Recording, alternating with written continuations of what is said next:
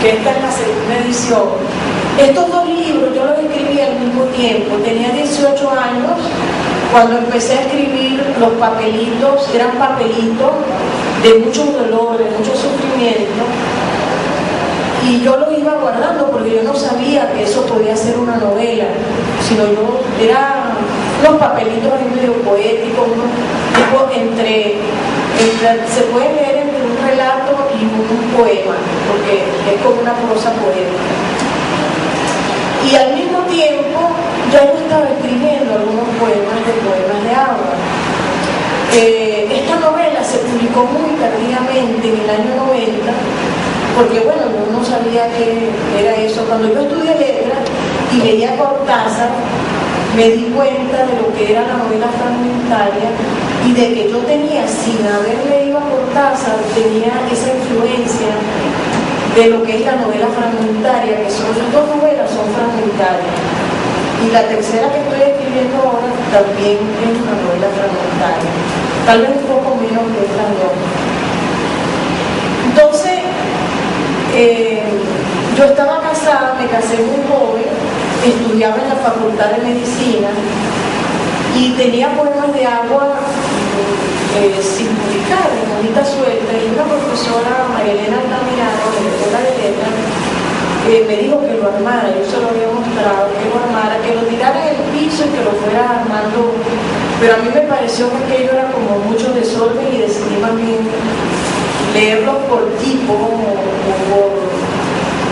por profundidad en algunas cosas, y lo armé con mi libro. Y lo envié a un concurso que vi chiquitico en el Nacional, lo envié a Buenos Aires, que yo no sabía ni dónde quedaba, porque yo no había salido sino de Maturín a Mérida.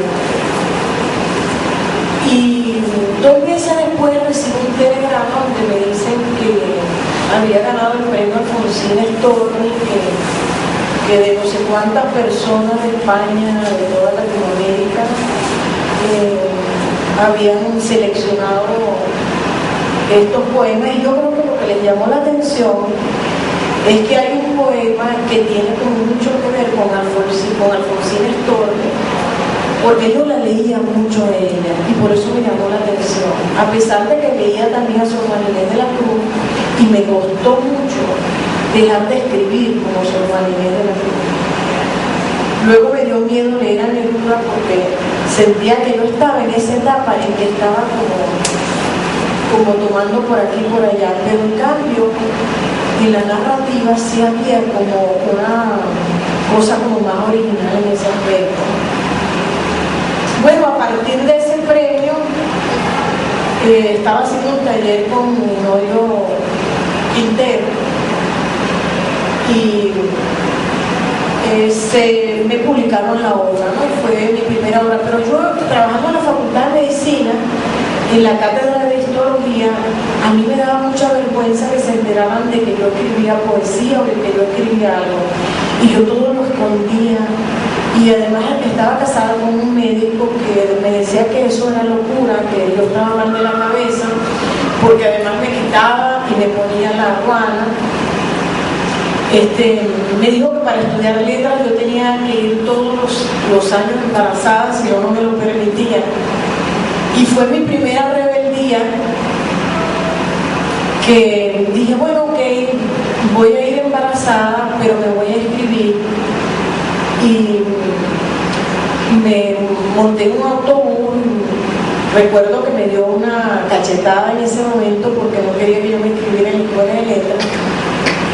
Yo sentía que quería estudiar letras para saber qué era lo que yo estaba escribiendo, y sentía que había algo que yo tenía que aprender. Después me di cuenta que no basta la habilidad, esas palabras que me iban llegando desde niña, sino que yo también tenía que tener un conocimiento del lenguaje para ver qué hacía con esas palabras, cómo revisaba esas palabras después de escribirlas. Y en las primeras cosas que yo escribí de Habitantes de Tiempos Subterráneos, yo misma me maravillo porque esas casi no las corregí. Estaban también escritas para no haber estudiado letras todavía, que yo empecé a sentir que tenía que ser algo importante, porque de dónde me llegaban a mí esas palabras. Pero eran palabras muy tristes, muy fuertes, y creo que la necesidad de escribir venía por el sufrimiento familiar, porque vengo de una familia de inmigrantes italianos con mucho sufrimiento, con muchas carencias económicas, pero también mi padre era un militar que estuvo en la Segunda Guerra Mundial y él era sumamente estricto con todo lo demás menos conmigo. El recuerdo que yo tengo de mi padre era diferente al de los hermanos. El complejo de Electra está tan marcado que aquí se pierde el rostro de la madre, pero sí hay más fuerza del padre. Y yo en una oportunidad fui a consulta con un psiquiatra porque, bueno, ya me estaba empezando a dudar si todo esto de los personajes que me llegaban era algo de algún problema neurológico, psicológico, o era otra cosa, ¿no? Y a la primera persona a quien le dije lo que me estaba pasando fue al doctor Renis Rada, de la Facultad de Medicina, neurólogo. Y entonces él me dijo, para ver esos papelitos, yo le mostré uno, claro, terrible, de dolor, y empieza la novela como una chica de 17 años que se quiere suicidar, pero en ninguna parte aparece la palabra suicidio, sino aparece el espejo. Y entonces él me dice, no, yo le digo, mire doctor, yo creo que yo debo tener algún problema, porque además tengo una hermana que es epiléptica, de gran mal, y que se cae, se rompe, y yo era la que la cuidaba cuando la más pequeña era la que cuidaba a la más grande. Y entonces él me dijo, no te preocupes, tú lo que eres una escritora, ponte a escribir. Pero no contento con eso, yo fui donde un psiquiatra, y él me fue llevando, y yo le dije, yo estoy muy preocupada porque yo no recuerdo el rostro de mi madre. Y además dentro de estos papelitos decía lo del rostro de la madre, la pérdida del rostro de la madre.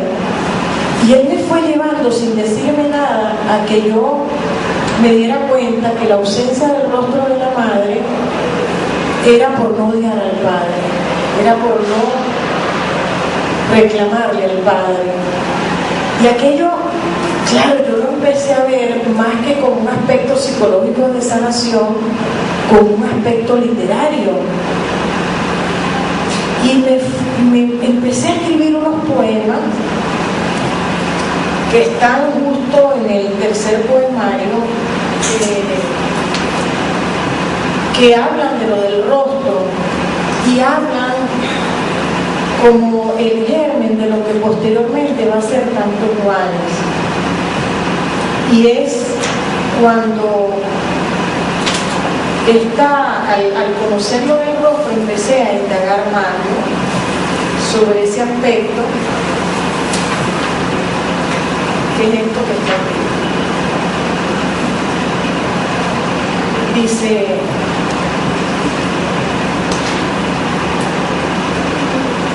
indago un rostro, lo intento en yeso, bronce, granito, en sueño de vigilia, invoco el cincel, los rasgos, al amanecer no retengo la memoria, cierro los ojos, veo niños embadurnados de fuego, veo el arco en la cintura bailando, veo mis primeras medias de nylon y el dolor contemplando, veo rostros de risas y llantos de niños que juegan berreando, rostro tocado con la lluvia, con el buril estrujado con las manos.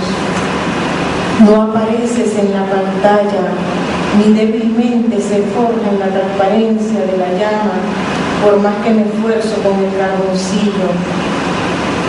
Casi no siento otros rostros, ya no reproduzco otros ojos, otra nariz, boca, barbilla. Temo que mi padre siga escondido en los cuerpos sin rostros, usurpando mis posibilidades. Regresen al celuloide de mi estado no dormida, arrinconen al Padre, muéstrense en la pantalla de mi vida. Y el poema que dio origen, creo yo, porque todos estos son procesos inconscientes, yo siempre escribo de manera inconsciente y después que empiezo como a analizar y a dar cabo. Este que dice: de nuevo el tipo de anchas espaldas me persigue. El libro de los sueños informa de los reveses económicos poéticos. El esotérico revela rebeldía del yang, asfixiado del yin.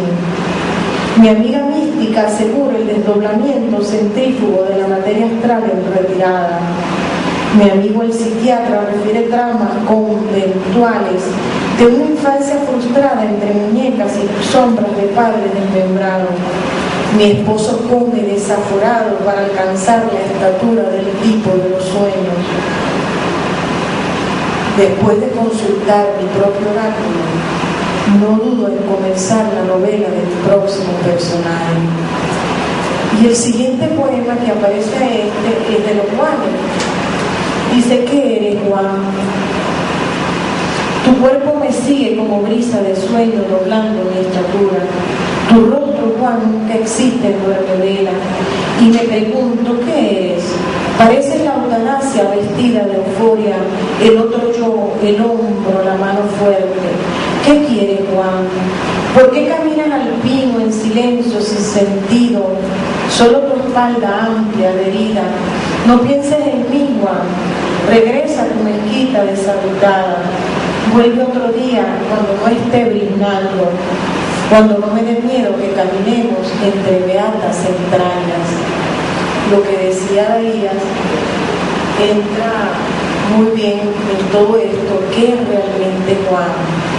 Yo creo que todo lo que yo escribo entra dentro del orden de lo psicológico espiritual, y no porque yo me lo haya, digamos, planteado así, sino que hay una relación como entre un libro y otro. ¿Cómo empieza la novela tan de Juanes? Perdóname, Juan, tu rostro no es el rostro. Es una cuestión de rostro, Juan.